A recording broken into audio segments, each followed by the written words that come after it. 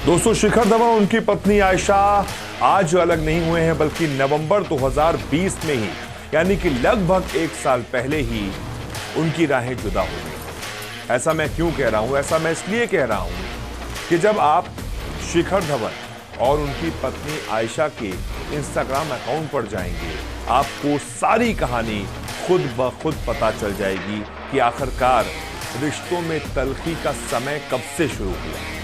तो दोनों के रिश्तों में तल्खी पिछले साल ही आना शुरू हो गई थी, क्योंकि शिखर धवन अक्सर अपनी पत्नी आयशा के साथ कभी रील्स बनाते थे, कभी फोटोज शेयर करते थे, लेकिन आखिरी पोस्ट जो अपनी पत्नी के लिए उन्होंने किया था, जिसमें उन्होंने आयशा धवन वाला जो अकाउंट था उनकी पत्नी का, जो आयशा धवन का अकाउंट था जिसको वो टैग करते रहते थे, वो अकाउंट अब डिलीट हो चुका है। उसकी कहानी मैं आगे आपको बताऊंगा, लेकिन उस अकाउंट को उन्होंने टैग किया था आखिरी बार, और वो तारीख थी 27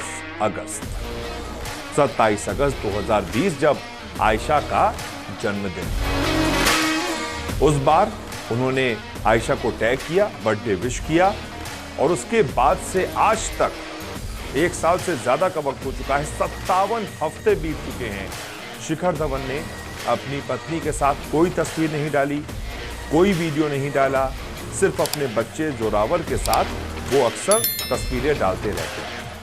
अब इसके आगे बढ़ते हैं, यानी कि वो समय था 27 अगस्त के बाद से जब तल्खियां शुरू हुई, इसीलिए शायद शिखर धवन ने तस्वीरें डालना अपनी पत्नी के साथ बंद कर दिया।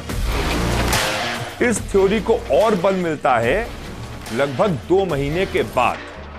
2 महीने के बाद लगभग 25 नवंबर को आयशा मुखर्जी आयशा धवन वाले अकाउंट को छोड़कर आयशा मुखर्जी नाम से अकाउंट बनाती हैं।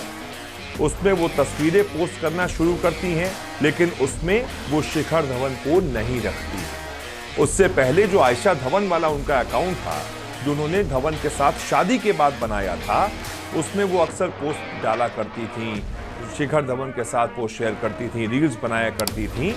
लेकिन 25 नवंबर 2020 को, ठीक उसके 2 महीने पहले जब शिखर धवन ने उनको आखिरी बार पोस्ट में टैग किया था, ठीक उसके 2 महीने बाद आयशा नया अकाउंट बनाती हैं, जिस अकाउंट से आज उन्होंने सारी तस्वीर भी साफ कर दी है कि वो अब शिखर धवन के साथ नहीं है।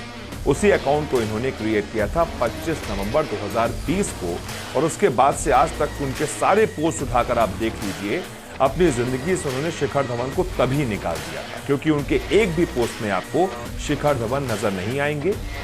शिखर धवन की बेटियां और बेटा जोरावर जरूर नजर आएंगे। आयशा ने उनके साथ तो तस्वीरें डाली हैं, वीडियोस भी डाले हैं, कभी वो ड्राइव करते हुए कहीं जा रही हैं, साथ में बेटे के साथ भी तस्वीरें हैं, बेटियों के साथ भी तस्वीरें हैं, लेकिन शिखर धवन के साथ नहीं।